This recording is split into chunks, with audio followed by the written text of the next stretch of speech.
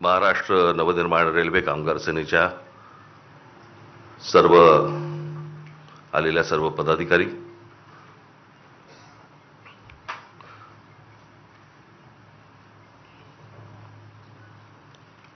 खरं तर तुमचं आमचं नातं हे वेगळ्या प्रकारचं नातं आहे.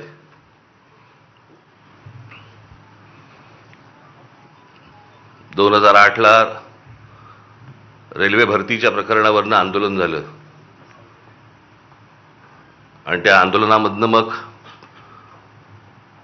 पक्ष पुढे वाढत गेला, मोठा होत गेला आणि पक्षाला निवडणुकीचं चिन्हही रेल्वे इंजिनच मिळालं. आज तुम्ही सगळेजण इथे आलेलात. मला काय तुमच्या आपल्या रेल्वेमधलं फक्त प्रवास करणं एवढंच माहिती आहे. बाकी टेक्निकल मला काही फारसं माहिती नाही. ते तुम्हालाच माहिती आणि ह्यांना माहिती. परंतु ते जे आंदोलन झालं होतं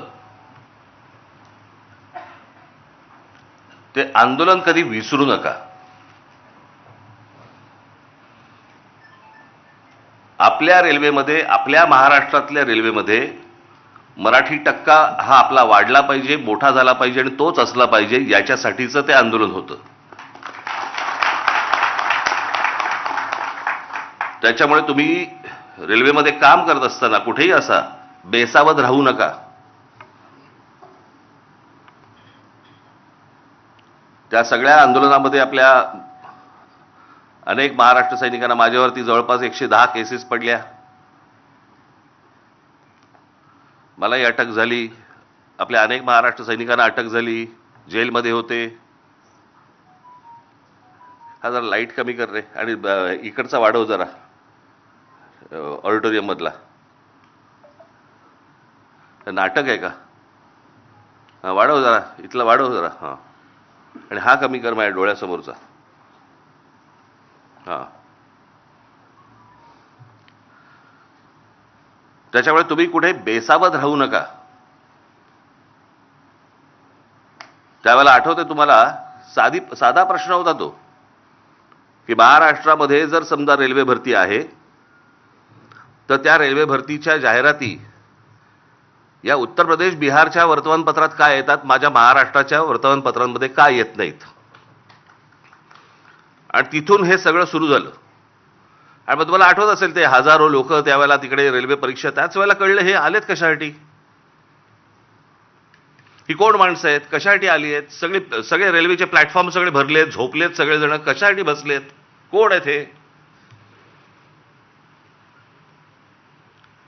आणि मग आपले काही महाराष्ट्र सैनिक त्यांना विचारपूस करायला गेले. विचारपूस करायला गेल्यावरती त्यातल्या काही जणांनी आपल्या लोकांना आई बहिणीवरनं शिव्या दिल्या. त्या शिव्यांमधनं हे सगळं सुरू झालं. आणि तेव्हा कळलं की महाराष्ट्रामध्ये नोकऱ्या आहेत, महाराष्ट्रातल्या तरुणी ह्या वणवण फिरतायत नोकरीसाठी, आणि महाराष्ट्रातल्या नोकऱ्यांच्या जाहिराती या उत्तर प्रदेश, बिहारमध्ये येत आहेत आणि आपल्याला कल्पना नाही.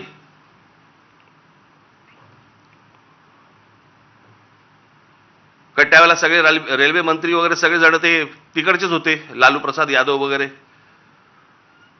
आणि मग ज्या वेळेला ममता बॅनर्जी ज्या वेळेला रेल्वे मंत्री झाल्या त्यावेळेला त्यांना आपला विषय नीट समजला.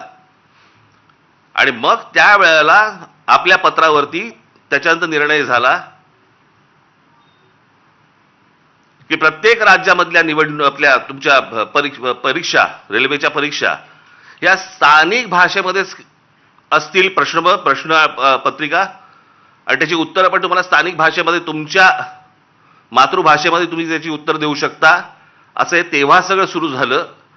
त्याच्यानंतर वटणीवरती आले आणि मग आपल्या हजारो मराठी पोरांना रेल्वेमध्ये नोकऱ्या लागल्या.